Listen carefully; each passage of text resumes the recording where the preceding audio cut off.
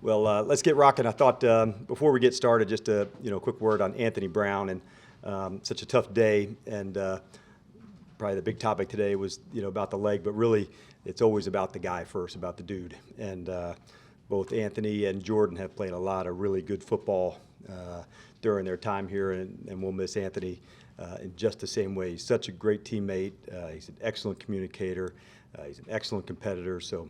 We're really feeling for him today. That's a tough loss for him, and it's a tough loss for us as well. But when you have to replace somebody, it's usually not just one person. There's a lot that goes into it. I thought, man, what a great example of connecting and playing well together, I thought, for our three safeties of Wilson and Curse and Hooker, and the connection and different spaces they played and the impact they had on the game. And I think that goes to, kind of show on the secondary and, how important it is to be in sync together, because, man, was I impressed by their game in just different ways. Wilson on the tackling and Hooker on the takeaways, and certainly J.K. in all the spots we play him and being able to play man-to-man. So I thought that was their best outing as a group of safeties, and I thought they really set the tone for us to go. So those are things I had to hit on, but I wanted to make sure I addressed Anthony first, and somebody that we will certainly miss, both his consistency and his communication on the outside.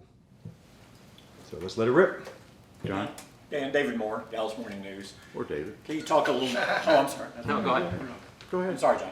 He's on first. I just, can you talk a little bit more about how Anthony has performed for you this year, and with the players you'll be looking at to step into that role? Like you say, it's multiple. Just what your options are there. Yeah, so I think option-wise, certainly Kelvin has the most experience outside. Nashawn Wright is also somebody that I thought, although you haven't seen him, hadn't showed up in the stat sheet, he and Al have been working just as hard as you can imagine, a guy to help and develop, so I'd anticipate him being involved with that. And Bland is somebody that he plays a lot of nickel for us, but in practice you see him play both outside as well. So those are the guys that come to mind first about where we're at on the practice squad. Sheffield is somebody that's been outside and inside, but kind of working down the order in that space. You need a big, deep roster of guys that can play in different ways and different styles, and we'll certainly have to go attack it in that way too. John Machado, The Athletic. With Kelvin Joseph, obviously you guys thought a lot of him, second-round pick. What does he need to do to kind of take his game to a next level where you're going to feel really comfortable with him as a starter? Yeah, and we do. And the reason being is I think he's really, in this offseason, you kind of saw, good stuff to go on from through training camp and in. The confidence that has come from the things that he's established on special teams. You've seen the speed, you've seen the tackling. And then, as always, when you're at corner, and we'll call them like reductions and stacks and bunches, and how do you communicate those with the players next to you? Those are the things for any young player that you're pushing hard to get better at fast. You've heard me talk about that with Bland early, to say, hey, we mic'd him up in practice. We did things to increase that communication, and those are certainly some of the things that we look for anybody coming in. That would be for Kelvin or Duran or Nashawn, all of those guys into that space. Skylar Dixon with the AP. You made it through these 3 games against 3 elite backs without any of them going crazy on you. How do you see the run defense coming along, and how does that kind of set the table for going forward? Yeah, I think the term I used, I certainly think we're improving, and it's been effective. And I thought in this game, we were really going to have to play strong inside of the defensive tackle spot. Indy and Taylor specifically have proved so effective on the inside styles of run where they're able to make long, explosive runs. And so that was going to be a really important spot for us. So I say we're moving towards effectiveness. By no means are we dominant in that spot yet, but I am pleased, over the, like you said, the last 3 ball games of guys who can really make big, explosive plays to make sure our tackling's on point. In this game, we had 4 missed tackles. In the previous one, we had 2. And so that obviously is a big piece of it when you're facing a back, as explosive as them. When you stay in it, and all of a sudden, boom, you see him pop a 25 or a 30-yarder. So not allowing those explosive plays, I think that was the big key. Clarence, before we start talking, what has Joseph done to earn you guys' trust after what happened in the spring? Well, I think number one, the first thing you talk about it, with everybody, players first, coaches as well, and then you just have to watch and evaluate, don't you, to make sure, are you hitting all the steps, are you doing the things that we said we're, set out to do? And so each marker, kind of builds more trust as you're going. As you guys know, it takes a long time to earn trust, and it can be lost in a short time. And so for him, building that trust over time has been super important for us, and certainly somebody that he's played some in the games now. But on that, like I said, on that special team side, man, have I been impressed by just the competitive nature, the physicality, the speed, the confidence that goes along with that, and that will carry over into the defense as well. Speaking back, because he had some issues last year as a rookie, even before that incident. So could that have been a wake-up call that he's taking, being more serious about? Yeah, you hope every player, going into year two, makes the strides that you'd like to see them make. To say, okay, first year didn't go, like we'd like, all the time, but seeing that change in year two, I think that's been a big step forward for him, and we certainly have a lot of faith in him based on what we see at practice, the communication that we see, like this is not a 2-week preview of somebody, we've certainly seen him all the way through from off-season training into training camp and into the season as well. Kelvin Watkins, Dallas Morning News. As from a head coach, how much do you get involved in this recruiting of Odell Beckham? Knowing how that Oh, goes? a lot. No, I'm just kidding. None. Yeah, that's for next guy's down the hall, but unless he can backpedal, which I'm sure he could. But no, honestly, from my end of things, yeah, none. So. You understand what Mike's position is, where he wants to improve the team like you do, obviously from the defensive side, but we're getting the guy hit toward the end of the year. Yeah, I think I don't think one size fits all on any time you add somebody to your roster not in the beginning. Does that make sense? Because things change and roles change, and how do you go with a player of his caliber, anyone of that with his caliber? How do you fit guys into roles into a season? And usually that takes a few weeks to iron out. Not specific to him, but I'm saying just in general to add somebody into it, and how do you go about it? Dan, Todd Archer with you. You talked about the safeties, and obviously Micah and Diggs and DeMarcus get a lot of attention. How about the rest of those guys and how important that they are that your defense has maintained this level? Yeah, and I thought maybe it was weeks ago. I remember we said everybody is him, and in this game, him was the safeties and Bland. And I thought those four made some really impactful plays. The 2 interceptions Bland had, one on a deep play that's outside on a contested play, another one on the sideline on a contested play, and that competitive nature of going after the ball really jumped out to me in this game.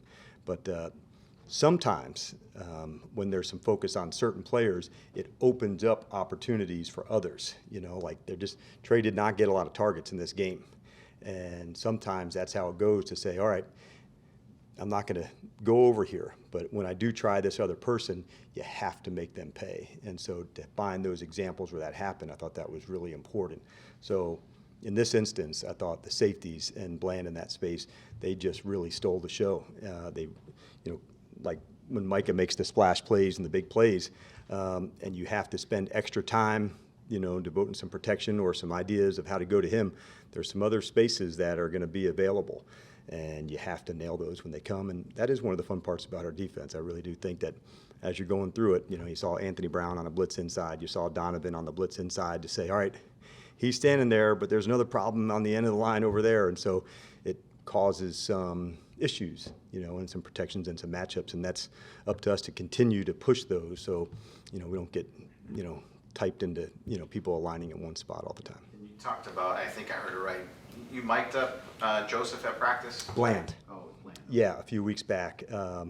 Not for the other guys to see, but just so he could hear that communication, and the purpose behind that was to say, could you be led by you?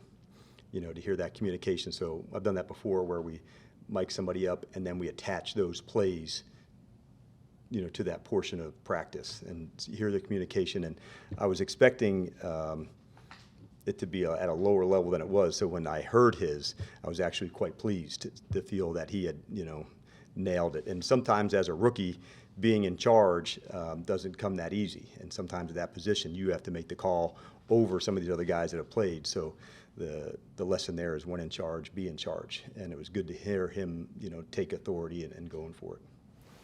You obviously got enough on your plate, focused on the defense, but I do know that you guys do, across the hall every once in a while. But I was wondering with Dak specifically, how do you maybe pick and choose your spots with maybe pointing something out to him, something that you see from defensive things like that? Yeah, I would say the example like that. I was in with he and Kelvin and Doug and the other quarterbacks just a few days ago.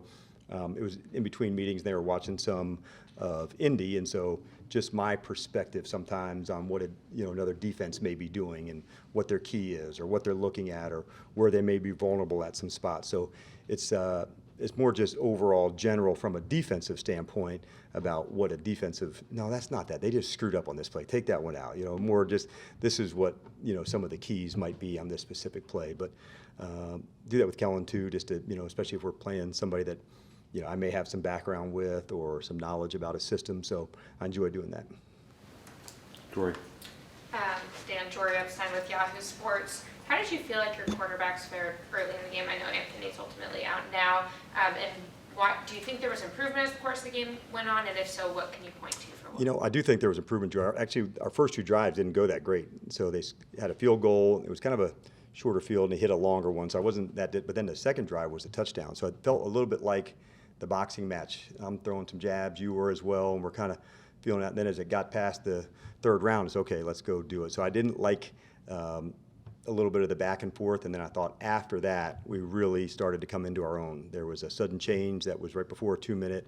We had another one that we got an interception, and then I thought starting the second half, it might have been a three-play sequence to start the second half. So it didn't start quite as quickly as I would have liked, Jory, but after I thought we got past the first couple of rounds of throwing some jabs back and forth, that we found our groove. So that's my take on that. Did you feel like there was anything in particular you could point to, whether it was different communication, assignments, or more just sometimes that happens on a play? No, I just think we had the long one that was there, and then we had a missed assignment that we let up a touchdown. So that was just disappointing to have a drive go with 2 explosive plays on it.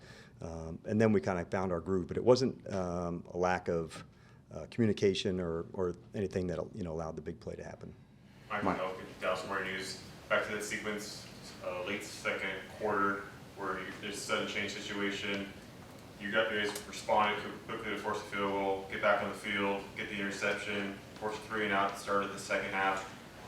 Does it seem like this defense has the right mental fabric to respond to sudden change and other adverse situations, and where does that come from? I think so, and I think it happens to say, if you remember, Michael, last week we talked about not being pleased with our 2-minute in the Giant game.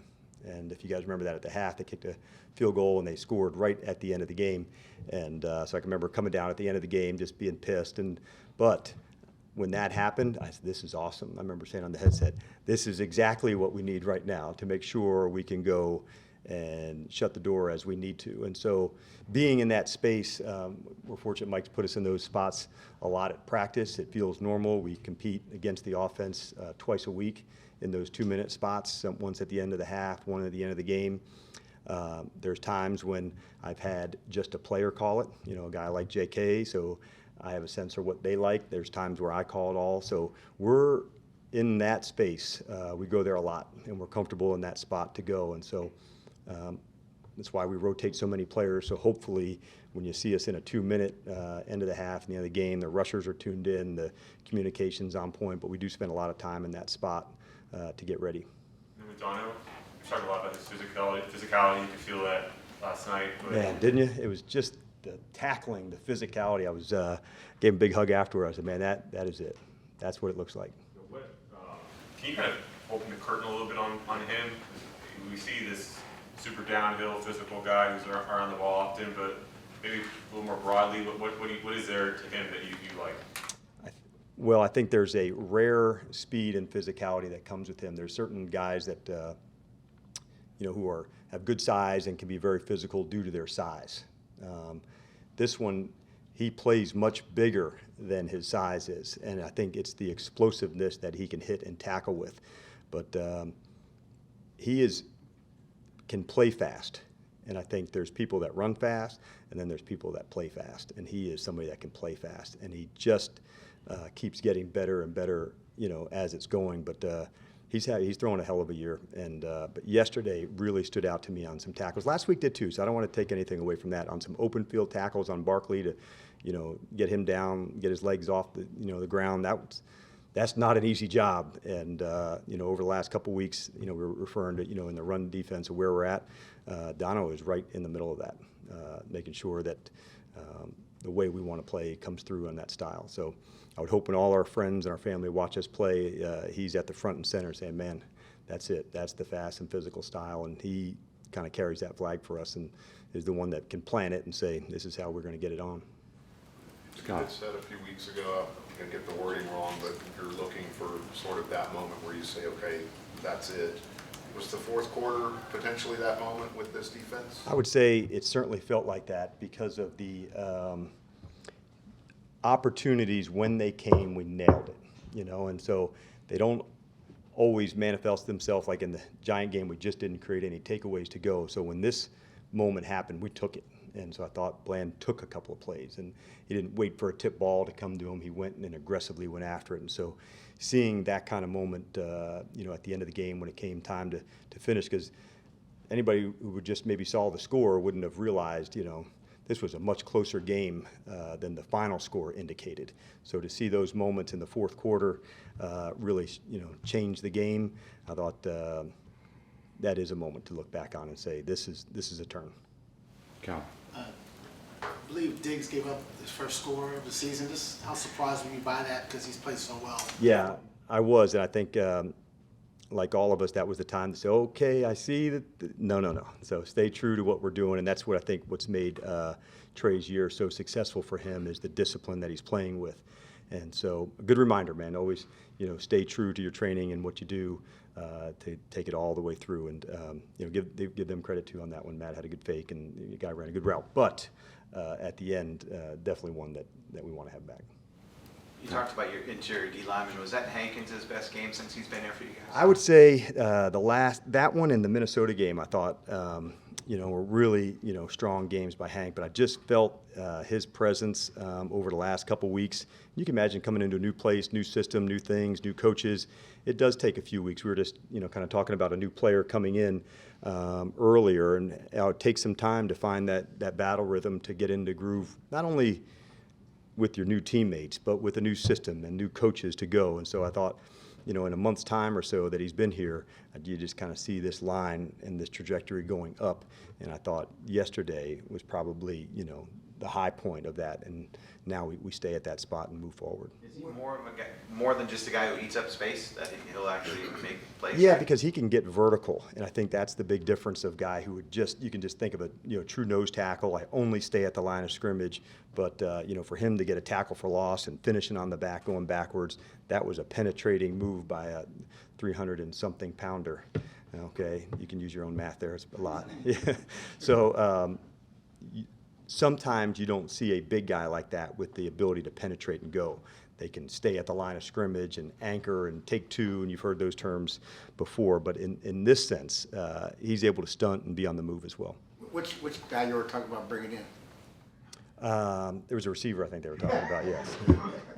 But it does take, I mean, it brought me back to the point of any new player on any team, there's a battle rhythm that has to take place. That player getting accommodated, how do the new teammates fit in, how do the coaching staff and that player all fit together. So it's not one size fits all. And, you know, Hankins, I think, is a good example of that. Does that factor in when you're looking at potentially corners either on the street or in the practice Yes. squad? Oh, yeah. Yep. Same example to say, how do you know, what's the, you know, the plan moving forward, and what do you want to accomplish? What's the, you know, first week plan, by the second week, by the third week, and how do you put that plan together with the player, with the staff to make sure the practice reps, and if you really coordinate that together, I think you give the player the best chance to feel the most comfortable, the quickest. And so if you do that and you nail it right, doesn't mean it's all going to go smoothly, but I think it gives the player and the team the best chance to follow that path. And if both sides know what you're looking for, there's not a lot of dancing around. This is what we need from you. This is what we expect. These are the steps we're going to go do it. Brad. Dan Bradsham, Cowboys Radio. Back to Wilson for a second. You don't dial up that blitz for him all the time. I don't remember you sending in that he didn't get home. And I'm wondering if there's something about the flow of the game that makes you feel it's time for it, or is it all dependent on what the offense is doing? Yeah, mostly dependent on them. And the reason why is sometimes we want to be down there to bring them. Sometimes you want to be down there to be a lurker where he can be an underneath player for a quarterback a guy who's showing like he's going to blitz, and now on some crossing routes he can be in the way. And you'd be surprised. Sometimes just that presence makes the quarterback go to a different route. If you do that right, the rush can go get there. But I also feel like if you're going to put somebody down there, you better bring him. Because he can be down there, he doesn't come, he's always bluffing, he doesn't blitz. So you do have to show not only is he going to be down there to drop out, he's going to be down there to blitz. Because if you just do one or the other, I think you can get cast in that spot. So you want to put guys down in the A and the B gap and bring them, and you want to put them down, and that can cause some stress on the protection. Does the back have him? Well, I thought he was going to chip Parsons on that play, and how do you put some people into some stress based on their alignment, but you do have to bring them when they're there. Dan, we've talked throughout the season about how not just some of the veterans have had good seasons, but Dorrance has really come on, Sam Williams has come off to a quick start, and you mentioned how AD's superpower is his teaching, but can you give us some examples of some of the ways you feel like he's helped these guys develop? Yeah, I think he really recognizes these are physical learners, and so sometimes I'll say, you want me to come in with the call sheet? Yep, meet us on the field. We're going to go do a walkthrough. Meet us down here. We're going to go through the pass rush game plan again. So there's one side that puts the film up or on the board to say, this is how it's going to look. Now let's go through and get it all the way executed. And the challenging part for him is not somebody in the same spot all the time. So he may train 2 or 3 people to run this certain look or this certain pressure. And so I think he goes above and beyond to make sure they feel comfortable to say, hey, when this one's in, this is how we're going to go execute it. And so by the end of the week, sometimes we'll have a pressure or a look that will say, it's not game ready. Let's hold it. Let's keep it alive. We'll do it in the walkthrough today, but we're not going to call this one in the game. Let's get it again next week. Let's get it again the next week. And so by doing that, you get reps, you get confidence in it, and we've had much more success when the guys can really execute fast. The hard part from a coach, that looks like a good idea, let's do that this week. But then you can get away from what your system is, and then you just start putting in plays, and I think the best of the best have a real system that they use and then refine it for the team. And I thought AD's an excellent example of doing that, to find the moments to not just teach on the board, but to walk it, have him discuss it back, quiz him. So he goes to a lot of lengths to make sure that he can reach every person in the room, because as you know, if all of us were in here together, we would all learn at different spaces and in different ways. And so you have to make sure every person's needs get met from a teaching standpoint. All right. Thanks, man. All right, you guys have a good one.